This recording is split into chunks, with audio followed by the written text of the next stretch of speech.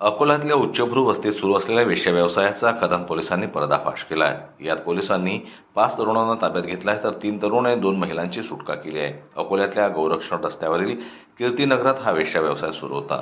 काल रात्री उशिरा या ठिकाणी छाप्यामारीमध्ये तरुणी आणि महिला वेश्या व्यवसाय करणाऱ्यांची सुटका केली। या संदर्भात खदान पोलिसांना कुणकुण होती।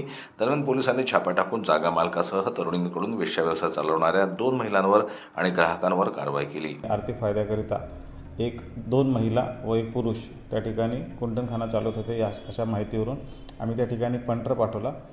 त्यांनी आम्हाला इशारा केल्यानंतर आम्ही पंच व स्टाफसह त्या ठिकाणी रेड केली असता त्या ठिकाणी ह्या 2 महिला आरोपी, 1 पुरुष आरोपी, या व्यतिरिक्त तिथे 3 पीडित महिला व 4 पुरुष आरोपी असे त्या ठिकाणी आम्हाला मिळून आले।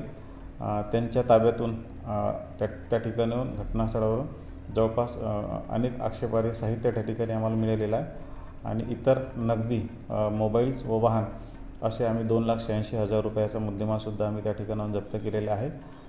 आम्ही या प्रकरणी अनैतिक व्यापार प्रतिबंध कायदा याप्रमाणे गुन्हा दाखल करून पुढची कारवाई करत आहोत। हा आमचा आता तपासाचा भाग आहे की नेमका हा किती दिवसापासून हा चालू होता। आम्ही तपासामध्ये ह्या सर्व गोष्टी आम्ही निष्पन्न करू। या व्यवसायातील तरुणी गरीब कुटुंबातील असून त्यांना काम देण्याचं आमिष दाखवलं गेलं। नंतर अधिक मोबदल्याचं देण्याचं प्रलोभन देत या तरुणींना व्यवसायात ढकलण्यात आलं।